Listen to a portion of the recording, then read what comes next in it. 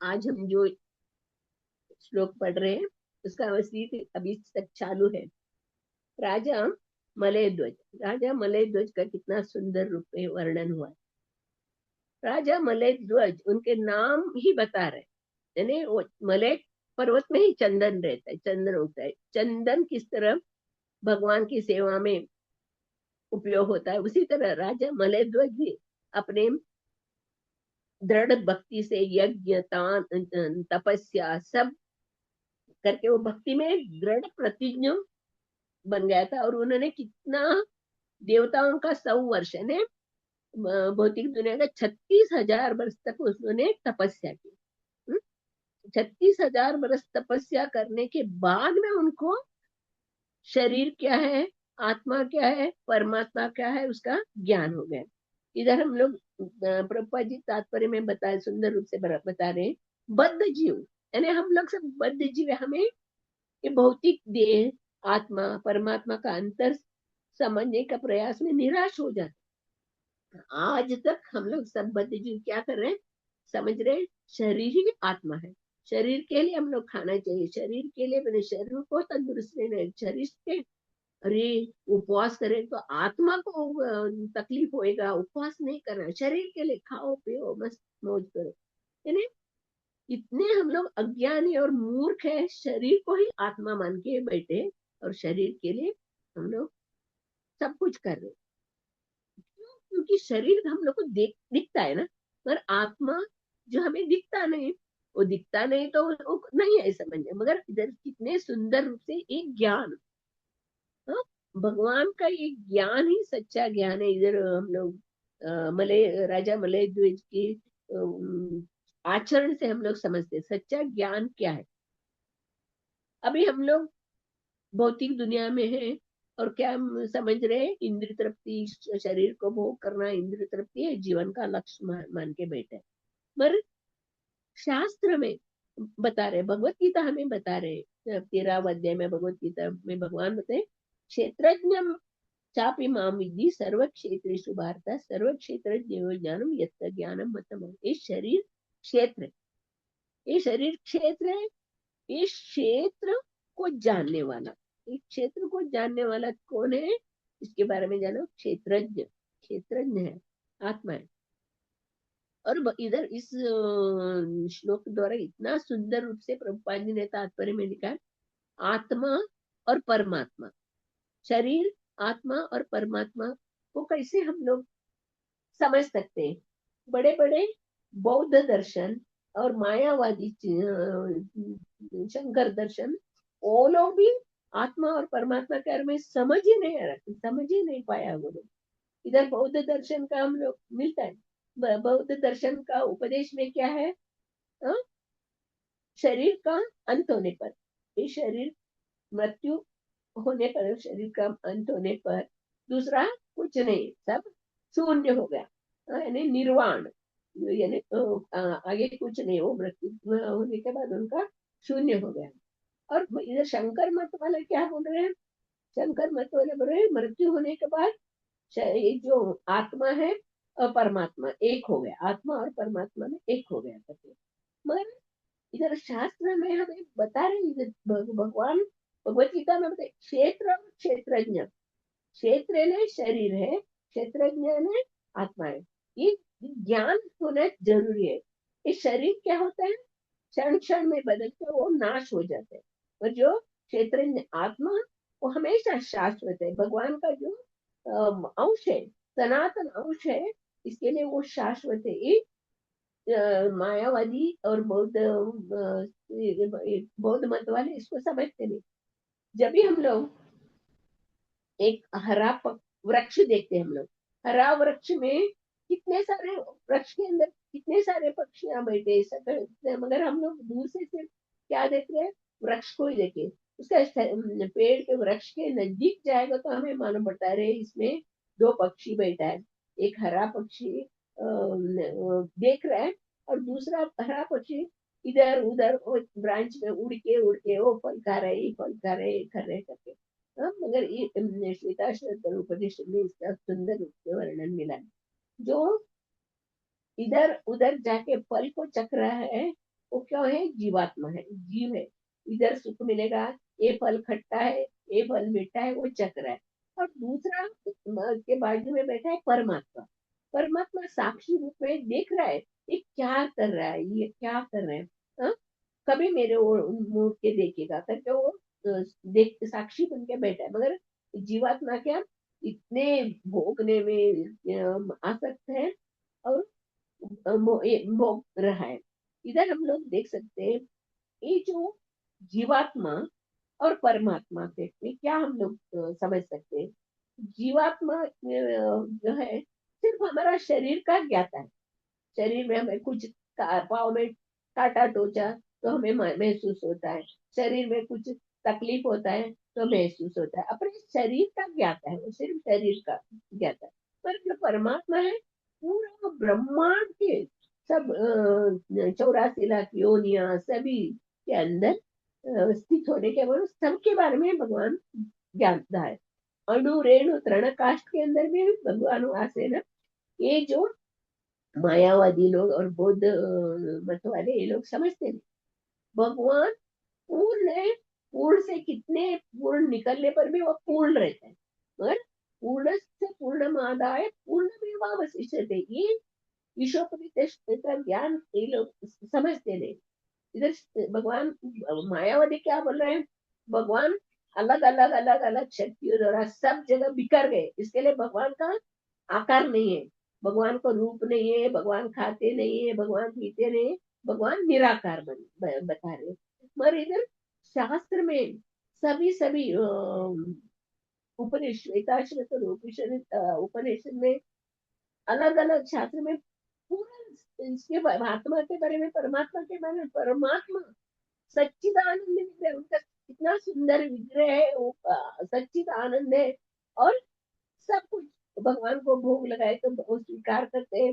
इधर भगवान बता रहे हैं ना इसमें भगवत गीता में क्या बोल रहे हैं, पत्रम पुष्पम फलम तोयम यो मे भक्त्या प्रयच्छति तद अहम भक्त्या उपरता अश्नामि प्रयतात्मना। स्पष्ट रूप से भगवान बता रहे जो भी आप पत्र पुष्प फल तो जल कुछ भी रखो, मैं उसे स्वीकार करता हूँ। अरे भगवान गोलोक धाम में है, और हमारे इधर हम लोग इधर भोग लगा रहे हैं, कैसे स्वीकार करेगा। हा? मगर शास्त्र में बता रहे हैं, शास्त्र में बता रहे कि शास्त्र भगवान ही रचा हुआ है, शास्त्र भगवान के मुख से आए हुए, जो भगवान जो बताते हैं वो सत्य है। और हम लोग मूर्ख मूड लोग, हम लोग समझ नहीं पाते, शास्त्र का अध्ययन नहीं करते, साधु संग में नहीं जाते, भगवान के चरण में नहीं, तो इससे हम लोग मूड, जो कुएं के अंदर का मेंढक जैसे हम लोग जी रहे। इधर शास्त्र हमें बता रहे अपानी पादो जौनाग्रेता पश्चामी चक्षुषा श्रृणोति अकर्ण।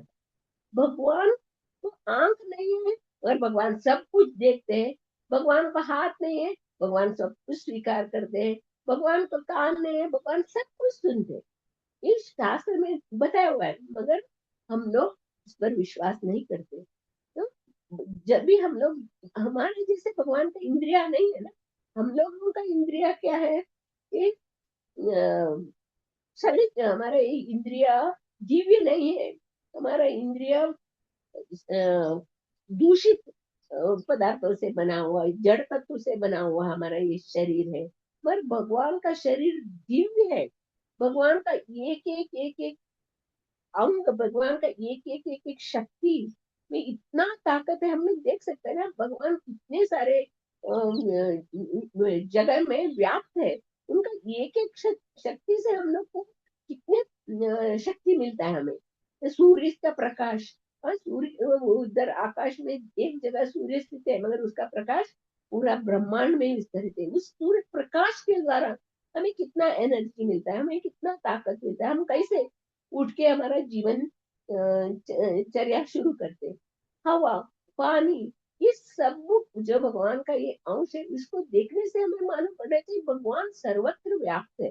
पर हम लोग मूड लोग, हम लोग यही नहीं जानना चाहते भगवान कहाँ रहते हैं, भगवान कैसे रूप है, भगवान कैसे भक्तों का प्रेम स्वीकार करते हैं। हम लोग समझते नहीं ना, इसके लिए साधु संग गुरु के शरण में जाना जरूरी है।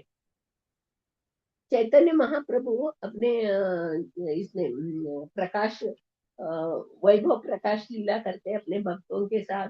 तो वो अपने पूर्ण दिव्य दिव्य स्वरूप को दर्शन कराते, पूर्ण भगवान का स्वरूप को दर्शन करके सभी भक्तों को बोलते, आइए आपका जो भी इच्छा है बोलो, आपका जो भी इच्छा है बोले। तो जो भी बोल रहे हैं, मेरे घर वाले भक्त बनना चाहिए, मेरे ये भक्त बनना चाहिए, बोले तो हाँ चलो आशीर्वाद सबको देते। फिर अद्वैताचार्य बोले, अद्वैताचार्य को बोले, अद्वैताचार्य आपने तुलसी और गंगा जल हाथ में रख के प्रार्थना की, आप प्रकट हो जाओ, प्रकट हो जाओ, प्रकट हो जाओ, आपने प्रार्थना की, इसके लिए मैंने आपके वजह से मैंने प्रकट हुआ है। यानी चैतन्य महाप्रभु साक्षात राधा कृष्ण, उन्होंने एक सामान्य भक्त की भ्रांति आचरण करके हमें सिखाया। भगवान कितने सुंदर रूप है भगवान का, भगवान का लीला कितना दिव्य है, भगवान का जो गुण सिर्फ उनको हम लोग सुनने मात्र से, हाँ, उनका श्रवण मात्र से हमारा सब पाप नष्ट हो जाते हैं। और प्रभुपाद जी ने क्या किया, सिर्फ अपने गुरु महाराज का वचन का उन्होंने पालन किया। गुरु महाराज बोला पाश्चात्य देश में जाके प्रचार करो। यही हम लोग बौद्ध दर्शन और ये शंकर अनुयायी शंकर दर्शन देख रहे हैं, मायावादी और बौद्ध दर्शन, इनको ये लोग पाश्चात्य लोग कौन है, ये दोनों ही है बौद्ध दर्शन और शंकर दर्शन के अनुयायी पाश्चात्य लोग। हम लोग प्रभुपाद जी के प्रणति मंत्र में बोलते हैं ना, नमो विष्णु पादाय कृष्ण पृष्ठाय भूतले श्रीमते भक्ति वेदांत स्वामी नामिने नमस्ते सारस्वते देवी गौरवाणी प्रचारिणे निर्विशेष शून्यवादी पाश्चात्य देश तारिणी।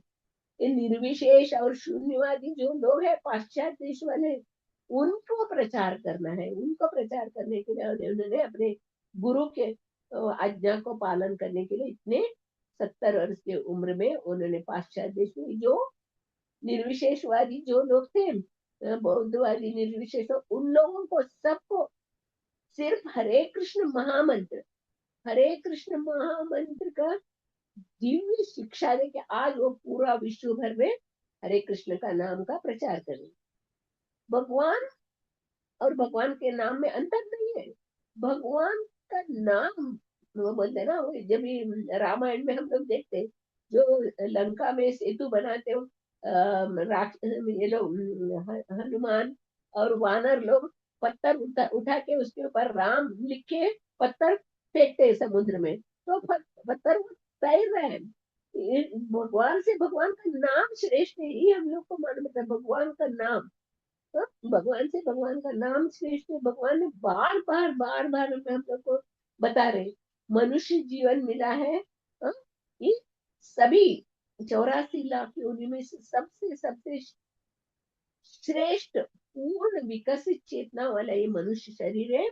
इसको हम लोग को इसके लिए ये करने का, भगवान का चरण में जाने के लिए, भगवान का भक्ति करने के लिए, भगवान का धाम जाने का। मनुष्य जीवन का लक्ष्य क्या है, हमें भगवान का धाम जाना। अंते नारायण स्मृति, अंत में हमें भगवान का ज्ञान याद आना चाहिए। पर हम लोग ये समझ ही नहीं रहे, क्योंकि ज्ञान क्या है, ज्ञान को हम लोग किससे प्राप्त करना चाहिए, ज्ञान का कैसे आचरण, ज्ञान से हम लोग कैसा, ये हम लोग मानते ही नहीं, समझते नहीं। इसके लिए चैतन्य महाप्रभु बोल रहे ना, ब्रह्मांड भ्रमित कौन भाग्यवान जीव, गुरु कृष्ण कृपा पाए भक्ति लता भी। इतने ब्रह्मांड में अनेक जीव घूम रहे, हाँ? तो उनको गुरु और कृष्ण की कृपा से जब भक्ति लता का बीज मिलता है। ऐसे देखे तो सभी जीवों के अंदर भक्ति लता का बीज है, ज्ञान है, मगर क्या है उसके ऊपर माया का आवरण हो गया है। भगवत गीता में हम लोग देखते हैं ना, थर्ड चैप्टर में, अग्नि धुएं द्वारा, दर्पण धूल द्वारा, भ्रूण गर्भाशय द्वारा आवृत रहता है। जब भी किधर भी धुआं आ रहा है तो समझना चाहिए उधर अग्नि है। अगर हम लोग उसको ज्यादा से ज्यादा हवा देके फूकेंगे तो वो धुआं अग्नि में परिवर्तन होता है, वो प्रज्वलित हो उठेगा। ऐसे ही हमारे अंदर भी है, ज्ञान है, भक्ति है, हमारा आत्मा परमात्मा हमारे अंदर बैठा है। हम लोग, हमारा शरीर दिव्य है, मगर हम लोग माया के अंदर ऐसे ढके हुए हैं, उसको एक करके उसका आवरण को छेद के बाहर आने को हम लोग नहीं सोच रहे हैं। कितना कष्ट आएगा, इसी में आनंद, इसी में आनंद, इसी में आनंद। गीता में भगवान बता रहे हैं, जो अपने शरीर को आत्मा मानते हैं, अपने अम, अपने परिवार वालों को ही रक्षक मानते हैं, और जन्मभूमि को ही सब कुछ मानते हैं। और पवित्र तीर्थ स्थान में, तीर्थ स्थल में जाने का है ना, स्नान करने के लिए मानते हैं। हम लोग मूर्ख है ना। एक कपा हुआ था, पित्त से बना हुआ, तीनों से, तीनों धातु से बना हुआ शरीर को हम लोग सब कुछ मानते हैं ना, आत्मा मानते हैं, ये आत्मा है। मगर शरीर हमारे लिए मूल्यवान नहीं है, क्योंकि आत्म साक्षात्कार प्राप्त करके, आत्म साक्षात्कार का ज्ञान प्राप्त करके हमें भगवत जाने के लिए मिला हुआ है शरीर। और बौद्ध दर्शन और शंकर दर्शन के अनुसार शरीर अगला जन्म ही नहीं है, तो हम लोग को शरीर कैसा मिलता था, हम लोग भगवत कैसे जा सकते थे? भगवान हमारे पिछले जन्म के कर्म सबका हिसाब एक करके हमें ये मनुष्य शरीर मिला है, क्योंकि हम लोग पूर्व जन्म में बहुत पुण्य कर्म किए थे, और इसके वजह से हम लोग को ऐसा मौका मिला। सब लोग बैठ के हम लोग भागवत कथा सुन रहे हैं, साधु संग कर रहे हैं, भगवान का नाम जप कर रहे हैं, अर्चा विग्रह का पूजा कर रहे हैं। ये हमें भाग्यवान सोचना चाहिए, हम लोग को ये मौका मिला है, बैठे बैठे हम लोग को ये मिला है। इधर हमारे जैसे भाग्यवान कोई नहीं है, क्योंकि देवी देवता लोग भी प्रार्थना करें हमें मनुष्य जीवन मिले, क्योंकि हम लोग भगवान का भक्ति कर सके। देवी देवता लोग भी भगवान का भक्ति नहीं कर सकते, सिर्फ मनुष्य जीवन में हम लोग भगवान का भक्ति कर सकते हैं। इस सुंदर हम लोग को शरीर मिला, फिर भी हम लोग मूर्ख लोग इसको जानने में इच्छा नहीं रखते। ठीक है, अभी हम लोग यही पुरंजन की कथा से भी सुना ना। राजा पुरंजन अपनी बीवी की चिंता में ही मरा, तो मगर वो राजा पुरंजन ने कुछ पुण्य कर्म किया था, थोड़ा तो पुण्य कर्म किया, इसके लिए पुरंजन को अगला शरीर स्त्री शरीर मिला। कैसे? बड़े विदर्भ राजा की पुत्री, वो विदर्भी के रूप में, वो राजकन्या के रूप में जन्म लिया। तो उसका भी हम लोग देखते हैं, उसको मलय द्विज जैसे शुद्ध भक्त उसका पति हो गया, और शुद्ध भक्त की सेवा करके करके करके उसको दो पुत्र उत्पन्न हो गए, पौत्र उत्पन्न हो गए। हम लोग को ये सोचते हैं कि मलय द्विज राजा कितने वर्ष तपस्या की? 36,000 वर्ष। देवताओं के 100 वर्ष में, इधर बहुत ही 36,000 वर्ष उन्होंने तपस्या की। हम लोगों के लिए कितना यह जो जन्म लेके आना पड़ेगा मालूम नहीं। पर इधर मलय ध्वज का उदाहरण हमें बता रहे हैं, हमारे हमारे अंदर भक्ति करने के लिए क्या योग्यता होना चाहिए। रूप गोस्वामी बताते, उत्साह निश्चय धैर्य तत्त कर्म प्रवर्तन संग त्याग स्वतोरति षड्भिर भक्ति प्रसिद्ध थे। उत्साह में, भक्ति करने में उत्साह होना चाहिए, निश्चय होना चाहिए, दृढ़ता होना चाहिए। इधर राजा मलय ध्वज का हम लोग दृढ़ता देख सकते हैं। 36,000 राज कारभार सबको छोड़ के 36,000 वर्ष कैसे उन्होंने तपस्या की। हमारे अंदर भी प्रभुपाद जी भी वही बता रहे, हम लोग को यही शिक्षा दे रहे, धीरे धीरे धीरे धीरे छोटे छोटे छोटे कदम रखते रखते रखते हमें आगे बढ़ना चाहिए। और पहला कार्य हमारा क्या है? शिक्षा गुरु, दीक्षा गुरु, गुरु के पादाश्रय, पहले हम लोग को गुरु के पादाश्रय में जाना चाहिए। और ये हम लोग को ये भक्ति का जो नवविधाम भक्ति का अंग है, श्रवणम कीर्तनम विष्णु स्मरण, ये भी हम लोग को फॉलो करना है। जब भी हम लोग गुरु के शरण में जाके गुरु के मुख से गुरु की अत्यंत श्रद्धा पूर्वक गुरु की सेवा करना चाहिए, और गुरु को हमारे अंदर जो भी ये है प्रश्न है, उसको पूछना चाहिए। तत्व तुम गुरु, तत्व ज्ञान के लिए गुरु भगवान का ही प्रतिनिधि है। गुरु और भगवान में अंतर नहीं है। गुरु बोल रहे हैं ना, गुरु के द्वारा ही आप मेरे पास आ सकते हैं, गुरु के बिना भगवान की प्राप्ति नहीं होता है। भगवान का दर्शन करने के लिए हमें पहले गुरु के शरण में जाना चाहिए। गुरु को हमारा जरूरत नहीं है, मगर वो यही चाहते सभी जीवों का उद्धार हो जाए, सभी जीवों का उद्धार हो जाए, सभी जीव भगवत धाम जाने चाहिए। भगवान ही हमें इस शरीर में हम लोग को क्यों भेजा है, और सब कुछ क्यों अरेंजमेंट करके दिया है, क्योंकि हम लोगों को भगवान भगवत धाम लेके जाना चाहते हैं। वो हमारे पिता है, हमारा हितैषी है, हमारा दयालु मित्र है। वो भगवान वही चाहते, सब जीव इधर तड़प रहे, कष्ट भोग रहे, उन्हें भगवत धाम में लेके जाके मेरे पास वो अच्छे से रहे, वो चाहते। मगर हम लोग इतने अहंकारी है, हम लोग को ये मोह में इतने फंस गए, हम लोग इस शरीर को छोड़ना ही नहीं चाहते। हम लोग नहीं, और भी भोग रहे हैं, और भी बोले कष्ट हो रहे तो कुछ भी हो रहे नहीं, इसी में हम लोग आनंद पा रहे। पर ये सोचना चाहिए हमारा ये शरीर शाश्वत नहीं है, हमारा आत्मा शाश्वत है। आत्मा ही हमें अगले शरीर में लेके जाने वाला। इस शरीर में जो भी हम लोग कर रहे हैं उसका वहन करने वाला कौन है? आत्मा। हम आत्मा दूसरे शरीर में हमें लेके जाते हैं। इस 15 अध्याय में भी हम लोग देखते हैं ना, कैसे फूलों का सुगंध, कैसे हवा आते एक जगह से दूसरे जगह फैलता है, और सुगंध फैलता है, वैसे ही आत्मा हमें दूसरा शरीर में लेके जाता है। तो प्रभुपाद जी की कृपा से, चैतन्य महाप्रभु के इसमें से हम लोग देख सकते हैं भगवान भगवत धाम में रहने पर भी हमारा कैसा भोग स्वीकार करते हैं। भगवान आंखों से। और एक इसमें मैं सुनी थी, ये योगी योगी जो रहते हैं वो अष्ट सिद्धियां प्राप्त करते हैं ना वो लोग, वशीकरण करना, प्राप्ति, ऐसा अलग अलग उनका सिद्धि प्राप्त करते हैं वो लोग। प्रभुपाद जी भी एक उदाहरण दिया, कलकत्ता में एक योगी थे, वो बैठे बैठे उसको अनार खाने का था, वो ऐसे लंबा हाथ करके काबुल तक, लंबा हाथ करके काबुल से अनार प्राप्त किया। ऐसे योगी जो लोग हैं वो लोग थोड़ा सिद्धि प्राप्त करते हैं, सिद्धि प्राप्त करके वो सबको वशीकृत करते हैं। पर भगवान कौन है? योगेश्वर, योगियों का भी ईश्वर है। हम लोग इसे योगी इधर बैठ के उधर से अनार लेके खा सकता है। और एक इसमें ये होता है ना हमारा, गंगा में स्नान करने के लिए जाते हैं ना, वो उस टाइम का एक ये इंसिडेंट में सुनी। ये वो गंगा नदी के किनारे एक गेस्ट हाउस में एक माता जी रुकी थी उधर, ये स्नान, अभी आप लोग सब गए थे ना स्नान करने के लिए, याद नहीं। कुंभ मेला माता जी, हाँ, कुंभ मेला।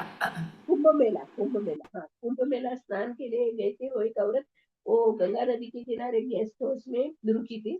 और सुबह उठ के ऐसे बालकनी में आई, देखी उसने एक योगी साधु बाबा जा रहा था, वो योगी ने भी उसको देखा। वो देखा तो तुरंत उसने इतना लंबा हाथ किया, वो लंबा हाथ किया है ना, वो फर्स्ट फ्लोर में रहते थे, ग्राउंड फ्लोर से उसका हाथ ऊपर फर्स्ट फ्लोर में जाके उसके सामने ऐसा हाथ हाथ भिक्षा मांगने के लिए हाथ आगे किया। तो औरत, वो साधारण औरत थी, वो बेहोश हो गई। वो भिक्षा मांगने के लिए उन्होंने ऐसा हाथ फैलाया करके। फिर हम लोग सोच सकते हैं कि थोड़ा सा सिद्धि प्राप्त करके वो लोग किधर किधर से कुछ कुछ प्राप्त करते हैं। हमारा योगेश्वर भगवान क्यों नहीं स्वीकार कर रहा भगवत धाम बैठ के?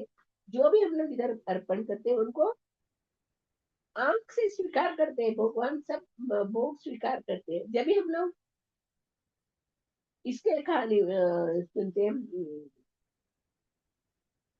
द्रौपदी द्रौपदी का जब भी हम लोग असहाय अवस्था में देखते हैं ना, वो दुशासन उसका साड़ी चीर हरण कर रहा था, साड़ी खींच रहा था, तभी भगवान कहाँ थे? भगवान तो वैकुंठ लोक में थे। जब भी हे गोविंद हे गोपाल मेरे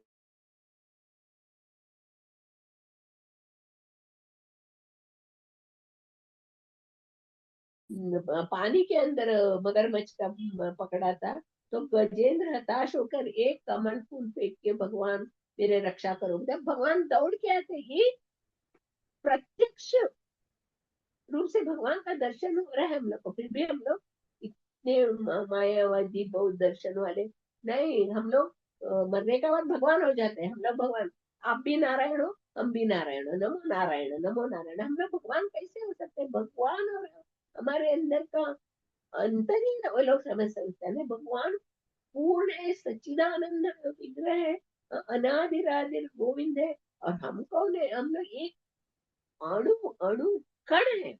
हमारे अंदर भगवान का गुण है, और हमारा लोग भगवान नहीं बन सकते। ये ज्ञान हमें होना जरूरी है। हम लोग आत्मा है, शरीर नहीं है। तो आत्मा और शरीर अलग अलग है। शरीर क्षण क्षण में बदलता है और नाश हो जाता है, मगर आत्मा हमेशा हमेशा सर्व सनातन है। आत्मा आत्मा भगवान के साथ सनातन रूप में रहता है ये। और परमात्मा, हर एक के अंदर परमात्मा है। परमात्मा हमारा जो भी कार्य करते हैं उसका साक्षी है। हाँ? अभी हम लोग जो भी कर रहे हैं, हाँ? गलत भी करे तो भगवान अंदर बैठे है ना, भगवान देख रहे हैं। अरे ये गलत काम कर रहे, ये करे, क्यों ऐसा हो रहा है ये भी भगवान बता रहे हैं। क्योंकि रजोगुण तमोगुण में हम लोग रहते हैं। रजोगुणी लोगों के साथ हम लोग मिलते हैं। इसके सतोगुण रहने पर भी हम लोग कभी कभी रजोगुण तमोगुण में होके काम ऐसा क्रोध ऐसा रजोगुण सब बोलते हैं। भोगने की इच्छा हमारे अंदर इतना रहता है, इसके लिए हम लोग गलत करते हैं।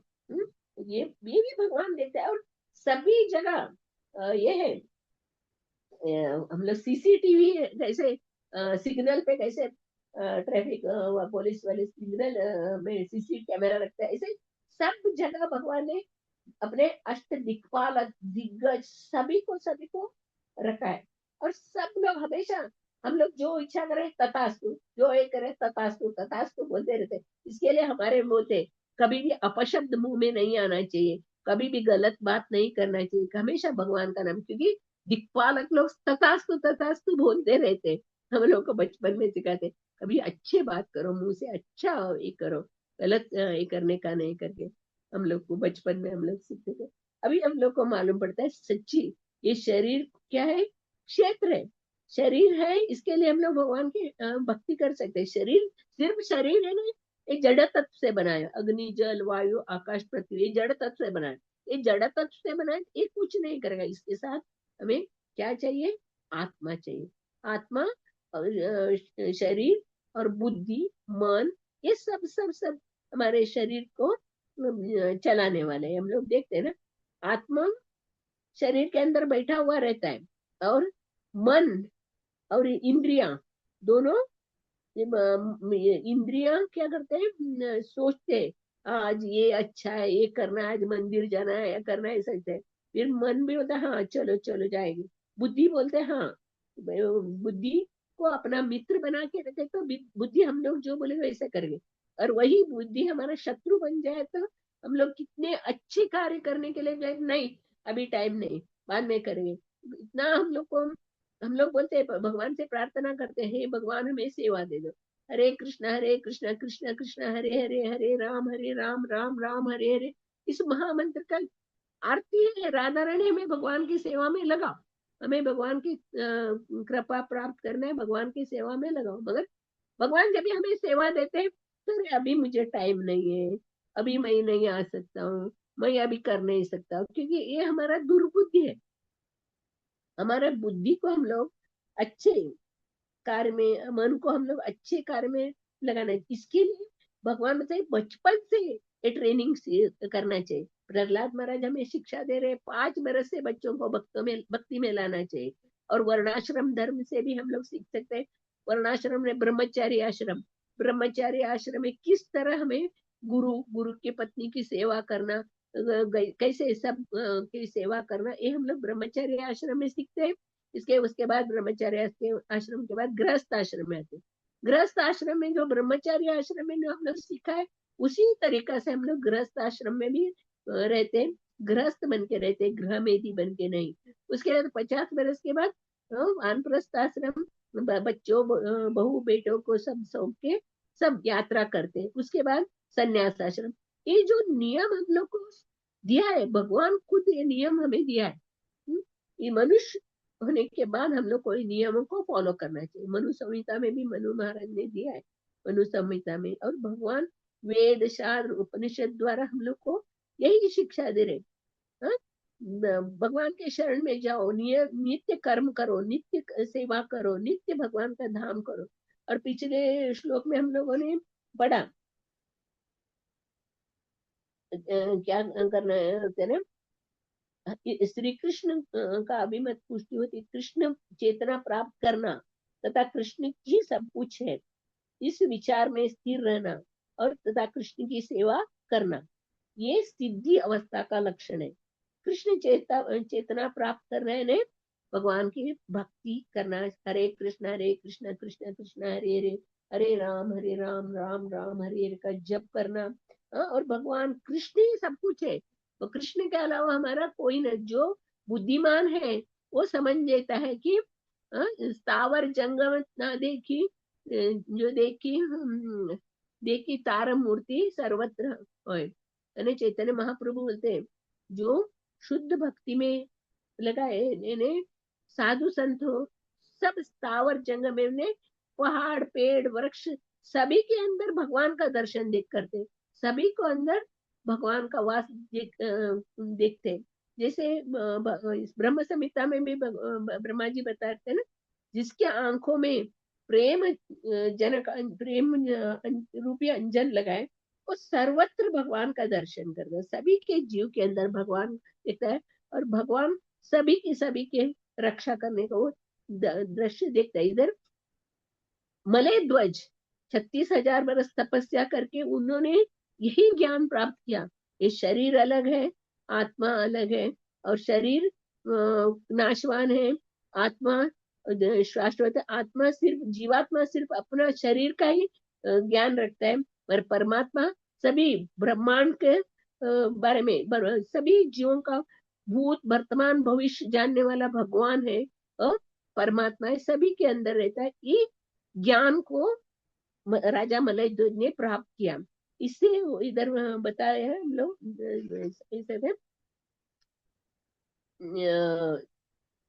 प्रत्येक कार्य क्षेत्र में वर्तमान भगवान वर्तमान है, किंतु आत्मा तो केवल अपने सीमित शरीर में रहता है। राजा मलय ध्वज को ज्ञान की यह पूर्णता प्राप्त थी, वो आत्मा परमात्मा तथा भौतिक देह में अंतर करने में सक्षम था। हम लोग ये ज्ञान, ये ही ज्ञान मूल ज्ञान है, बाकी सब ये है। इधर 13 चैप्टर में भी भगवान एक श्लोक में आता है, सब जगह भगवान का शरीर, आंख कान नाक सर्वत्र प्रकृति अपानिपाद सर्वता पाणिपादम तत्सर्वतो शिशिरोमुखम सर्वता श्रुतिमालोकी सर्ववावृत्ति तिष्ठति। भगवान के हाथ पांव आंखें सिर तथा मुख तथा उनके कान सर्वत्र है। इस प्रकार परमात्मा सभी वस्तु में व्याप्त होकर अवस्थित है। हमारे ये हमारा क्या है, हम लोग का शरीर ये है ना, तुष्टि यानी क्या बोलते हैं, पूर्ण नहीं है हमारा शरीर, क्या है, अपूर्ण है। हम लोग का सीमित ये है, क्षण जीवित रहते। हमारा जो बुद्धि भी क्षणिक है, हम लोग भ्रमित हो जाते, गलत करते हैं, और दूसरों को धोखा देते, और 2 दिन पहले हम लोग क्या किए थे वो हम लोग भूल जाते। ये सब हमारे अंदर गलतियां है, इसके लिए हम लोग पूर्ण को समझ नहीं पाते। पूर्ण को समझने के लिए हमारे अंदर दिव्य चक्षु होना चाहिए, दिव्य ज्ञान होना चाहिए। जब ये इधर भगवान भगवत गीता में बोलते हैं ना 11वें अध्याय में, अर्जुन को दिव्य चक्षु देते हैं भगवान। दिव्य चक्षु देके अर्जुन आपको देखना है ना, पश्चिम मेरा ऐश्वर्य देखना है, ये दिव्य चक्षु से देखो। तो हमें हमारे अंदर ही ये दिव्यता आना चाहिए। हम लोग का अंदर भगवान की भक्ति है, दिव्यता है, मगर वो क्या है, पूरा धुआं से ढका हुआ है। इसके लिए हम लोग को ज्यादा से ज्यादा साधु संग में रह के जप, हरे कृष्ण महामंत्र का जप करके, हम भगवान की शरणागत होके भगवान को ही अपना सब कुछ निछावर करके हम लोग जब भी भक्ति करेंगे, तो हमारे अंदर ये ढका हुआ जो ये है माया, धीरे धीरे धीरे धीरे खुल जाएगा और हमारा चेतना शुद्ध होके हमें भगवान की प्राप्ति होगी। हरे कृष्णा। श्रीमद् भागवतम की जय। श्री प्रभुपाद महाराज की जय। हरे कृष्ण।